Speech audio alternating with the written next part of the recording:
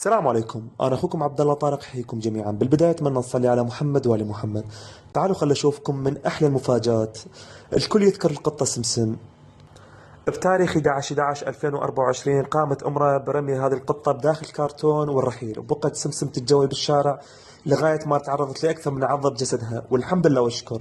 هنا أنا سويت لها عملية وصارت بخير.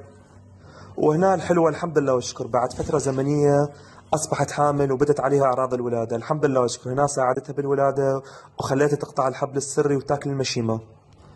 وبعد فترة زمنية الصغار كبروا. وهنا المفاجأة الحلوة، سبحان الله، من كان الصغيرة مرمية بالشارع وفقدت حنان الأمومة وما عاشت مع أمها، لكن هنا الحمد لله والشكر هي صارت ترضع صغارها وترضع باقي الصغار كلهم، تجمعهم وبكل حب وبكل حنية وبحنان الأمومة صارت ترضعهم. وهنا النهاية السعيدة، ما شاء الله صغارها صاروا كبار مثل ما جاي تشوفوا، هنا صاروا كبار بعد فترة زمنية.